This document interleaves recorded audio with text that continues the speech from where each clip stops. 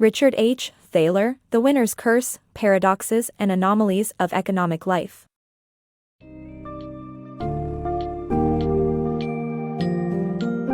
Embark on a journey through the paradoxes and anomalies of economic life in Richard H. Thaler's book, The Winner's Curse. This book challenges the common notion of rational actors in the economic world, using diverse examples such as the prisoner's dilemma, non-contributions to public goods, and the winner's curse in auctions. Thaler's thought-provoking work examines why people often choose to not follow sound economic decisions and how issues of fairness and equity impact decision-making. This summary will guide you through the key highlights and empirical findings that question the validity of the assumption that individuals always seek their selfish best interests in a rational manner.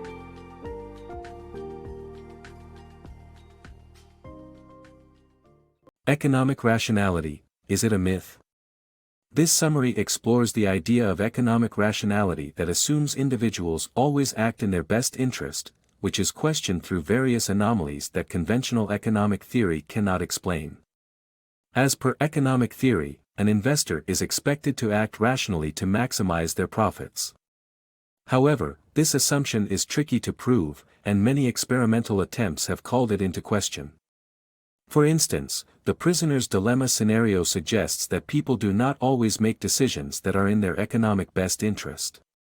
In contrast, they may sometimes opt for a strategy that makes more sense even if it goes against economic logic.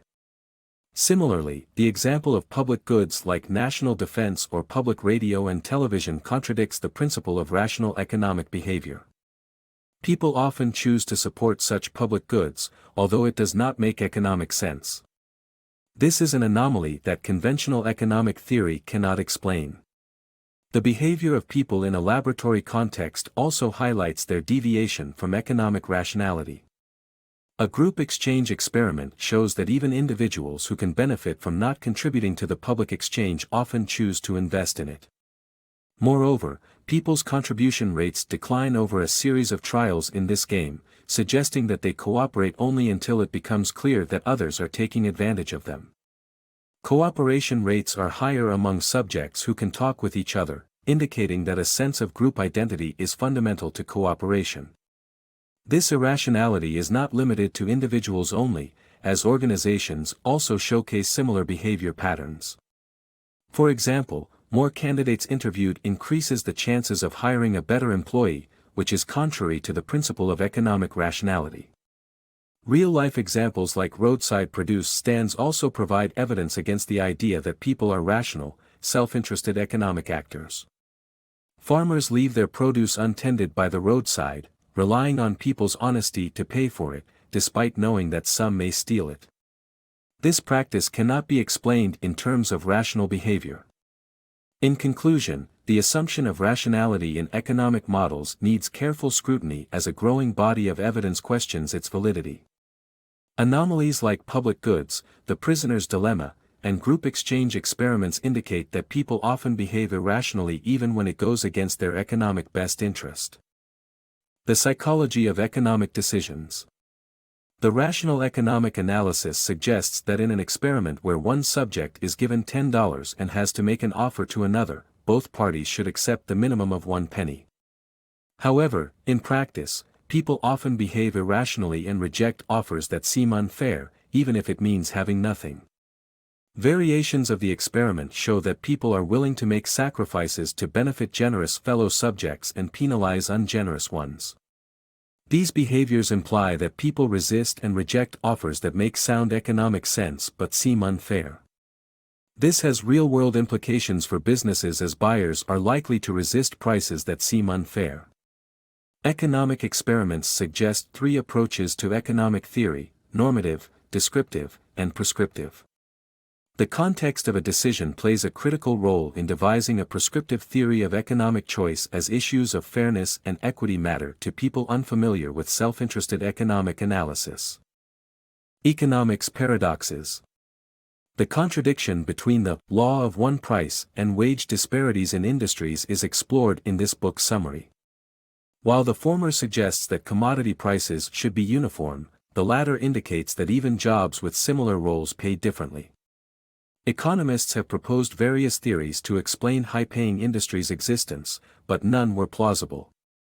The author concludes that internal equity may be a factor in determining salaries, which is challenging to understand if firms are pursuing self-interest. This paradox illustrates how economic theory can lead to unexpected predictions. The winner's curse. Winning an auction requires bidding more than anyone else, but doing so is economically irrational. The winner's curse is the phenomenon where the bidder who overestimates the value of an item purchased wins the auction. The rational approach in an auction with many bidders is to bid low, but people do not behave rationally. This curse seems to be alive and well in market auctions, where the winning firm often earns less than its bid. The same is true in baseball, where free agents seldom perform up to the level suggested by the winning bid for their services. Companies that acquire other companies routinely overpay, even though statistically, takeovers make no economic sense. The winner's curse was first noticed in the Gulf of Mexico oil lease auctions, where the winners earned relatively low returns, clearly overestimating the value of the purchase. The dilemma faced by auction participants is whether to bid more than anyone else or be rational and bid relatively low. As the saying goes, would you rather be elegant and precisely wrong, or messy and vaguely right? The power of status quo. People tend to fear loss more than they value gain, as they see the disadvantages of change more clearly than the advantages. This phenomenon is demonstrated through the example of a wine collector who won't sell a bottle that has increased in value, but also won't buy another at the higher price.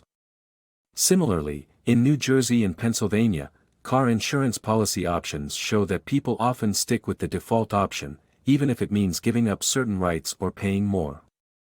Despite economic theory suggesting that people should act rationally, they tend to stick with what they know and are comfortable with, known as the status quo bias. The irrationality of economic actors.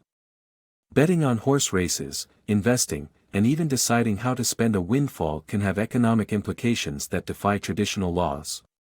In various experiments, researchers discovered that subjects couldn't make detached mathematical analyses when faced with situations that required them to answer rationally.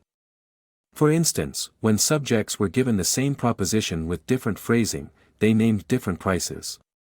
This proves that people don't always act rationally in economic situations.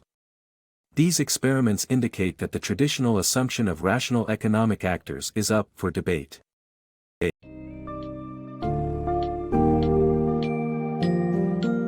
In conclusion, The Winner's Curse by Richard H. Thaler presents intriguing insights into the complexities and anomalies of economic life. Thaler brings to light the discrepancies between rational economic models and actual human behavior through a series of examples, including public goods, auctions, and wage discrepancies. The book ultimately serves as a valuable reminder that conventional economic theory may not fully capture the nuances of human decision-making, especially when factors like fairness, equity, and group identity come into play. By the end of this literary voyage, the reader gains a new understanding of the intricate relationship between economics and human behavior, challenging the traditional perspective of the rational actor but enriching our understanding of economic life.